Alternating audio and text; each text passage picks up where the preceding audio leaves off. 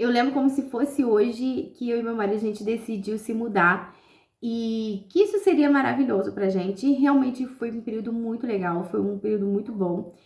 E pro nosso filho, principalmente, a gente proporcionou ele algumas experiências incríveis. Só que esses dias eu tava lendo um livro e esse livro, o autor, ele falou uma frase em que era o seguinte: você não precisa morar em outro lugar para começar a se conectar com o mundo em que deseja entrar. Tem uma complementação essa frase. Só que a gente vai entrar depois nisso. Porque nessa primeira parte, a gente entende que muitas vezes a gente precisa viver nessa espera de mudança geográfica, tanto nossa casa, ou cidade, ou estado, ou país, trabalho, que a gente precisa, né, ter essa mudança para que então a nossa vida mude. Só que, como se a transformação ela dependesse desse deslocamento. Não tem quando você tá no final do ano e você espera ali a virada do ano e parece que tudo vai mudar no passe de mágica e quando vira meia-noite nada muda? Pois é, muita gente vive nessa expectativa de que, se eu me mudar, o problema é o lugar que eu moro. Porque, enfim, como se isso fosse um ponto para que a vida mude. Só que o autor, ele complementa a seguinte forma. E aquelas pessoas que não conseguem se mudar, né? Vamos pensar assim também. Então, esse autor, ele complementa a frase da seguinte forma: enquanto isso não acontece, você pode construir o seu próprio mundo. Se cerque do que ama, pregue coisas na parede.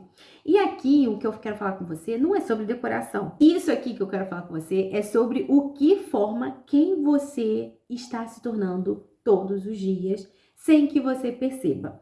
E aqui eu vou trazer dois âmbitos: o que tem acontecido no ambiente físico e o que isso tem acontecido silenciosamente no âmbito virtual. Então, a gente costuma achar que o que a gente faz ativamente nos nossos dias são o que nos molda. O curso que você faz, a terapia que você faz, o livro que você faz, isso sim molda, claro, essas coisas moldam. Só que existe uma formação que é silenciosa, o que acontece sem esforço nenhum, o que está ao nosso redor, sem que a gente faça força para absorver. A gente está absorvendo tudo que está à nossa volta. Essa é a formação silenciosa. É o que está na sua casa, é o que está na mesa do seu trabalho, é o que está pregado na sua parede do seu quarto, é o que está na sua estante. A continuidade do contexto desse autor, ele fala a seguinte complemento: até os livros que você não leu, eles só de estarem ali já cumprem a sua função, porque eles sinalizam para você todos os dias o tipo de mundo que você quer habitar. Por exemplo, aqui em casa eu tenho um livro aqui, em tudo quanto é lugar, porque é o tipo de vida que eu quero ter. E isso não é uma bobagem, não é. Porque o ambiente físico, ele funciona como um lembrete constante para você, porque toda vez que você parar para olhar aquele livro que tá ali, que você desejou que estivesse ali, toda vez que você olha para isso, ou para um quadro que você colocou, aqui em casa eu não uso muito quadro, mas tipo assim, um quadro que você colocou, eu tenho aqui um violão, eu gosto de violão, então toda vez que eu olho para esse violão, eu sei do que eu quero tocar. Então, o que você coloca na sua estante, tudo isso, ou aquele objeto que representa algo importante para você. Enfim, essas coisas, elas vão ter uma reafirmação interna em você, falando assim: olha, isso eu escolhi. É para esse lugar que eu estou indo. Para uma pessoa que gosta de ler, uma pessoa enfim, que gosta de tocar um instrumento, enfim, é para esse ambiente que você está indo. Só que hoje, o ambiente físico não é apenas mais o que nos molda. Agora nós temos um ambiente virtual e a gente passa muito mais tempo aqui dentro do que na própria casa, mesmo que a gente esteja presente aqui. E esse ambiente aqui também tem paredes, só que são telas. E o que você tem pregado nela, muitas das vezes não é você que escolhe. É o algoritmo que escolhe por você. Ele aprendeu aquilo que te prende, aquilo que chama a sua atenção, e ele vai te colocando todo momento aquilo que muitas das vezes nem acrescentam nada em você. Quem você segue, quem você assiste, quem aparece primeiro no seu dia quando você abre o celular?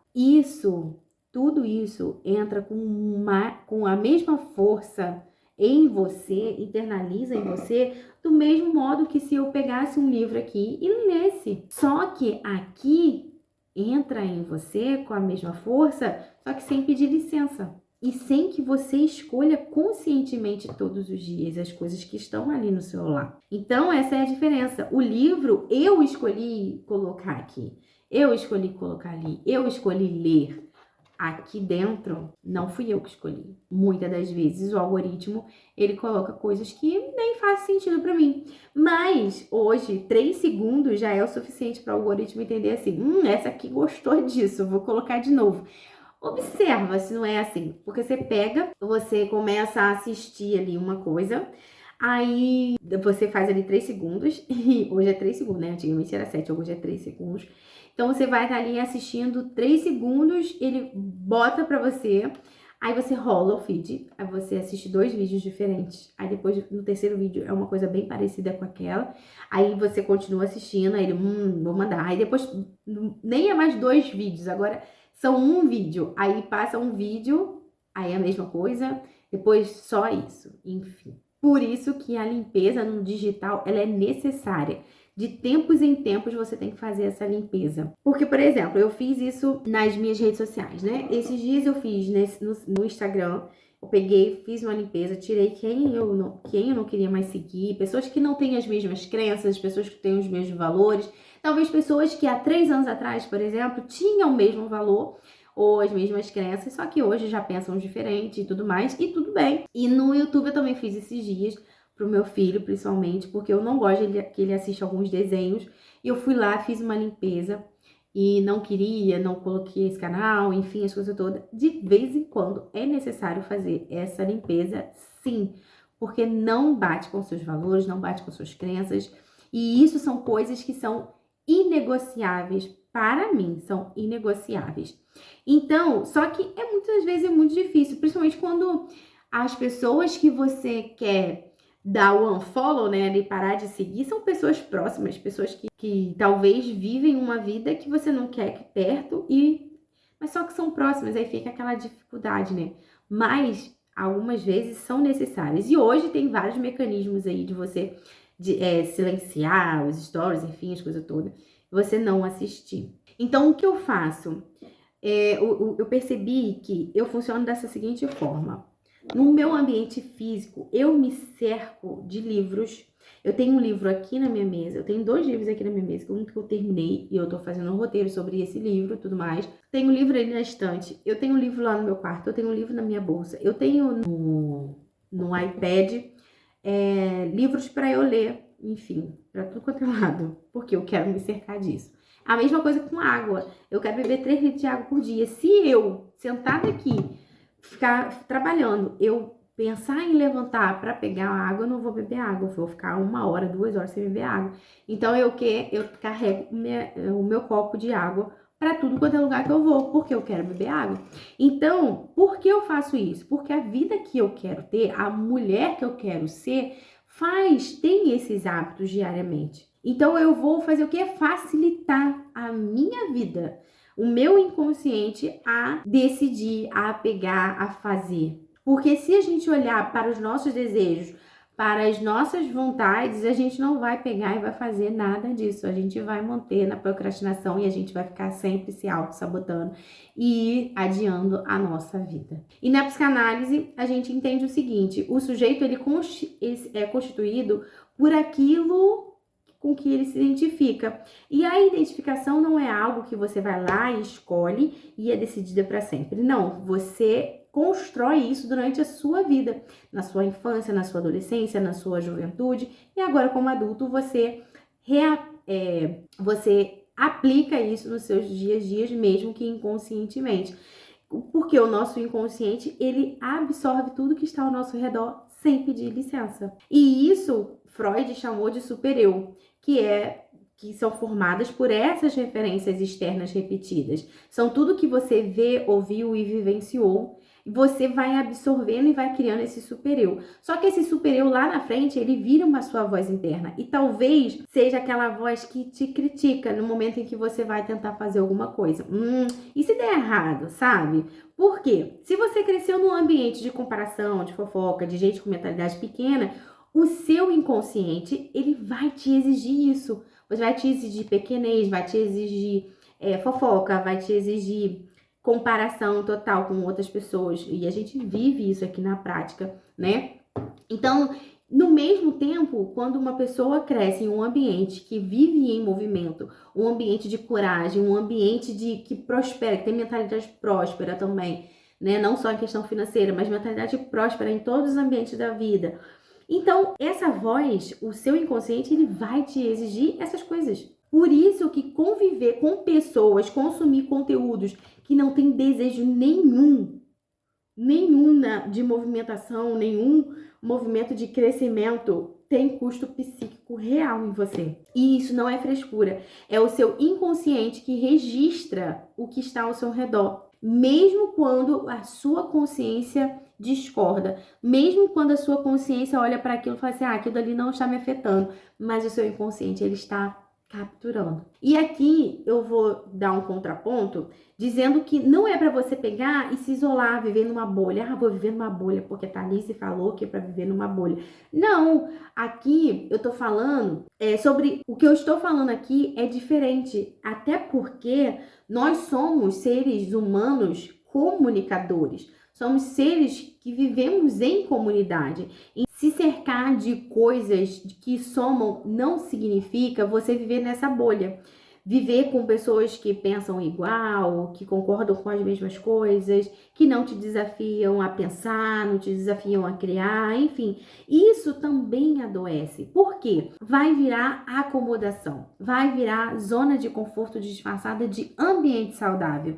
O que a gente está falando aqui hoje é sobre você distinguir o que te desafia a crescer do que só te drena sem propósito nenhum. Uma coisa é você conviver com uma pessoa que discorda de você e faz você pensar melhor.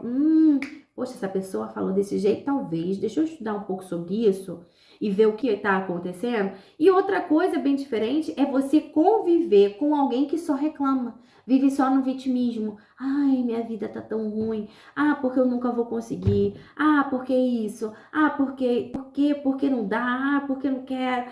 A pessoa não tem movimento nenhum na vida dela. Essa é a diferença.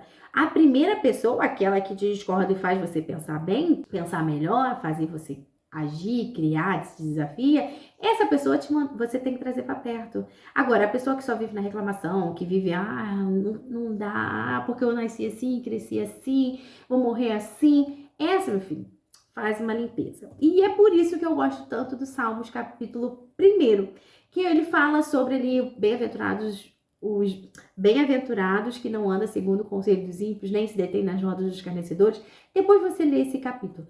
Mas ele fala ali, né, sobre essa pessoa, aí fala sobre é como uma árvore plantada junto a ribeiros, enfim. Essa pessoa é como uma árvore plantada junto a ribeiros de águas que dá fruto no tempo certo e a folha não cai.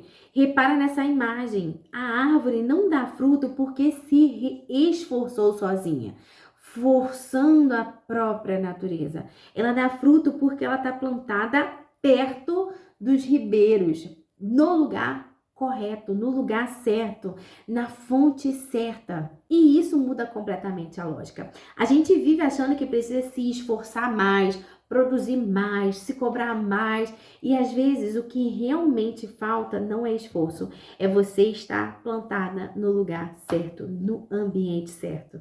E eu quero te propor 3 perguntas para você responder com honestidade, sem pressa nenhuma de responder agora. Você não precisa responder agora, mas que ela fique aí na sua cabeça e você Óbvio, não procrastine e responda.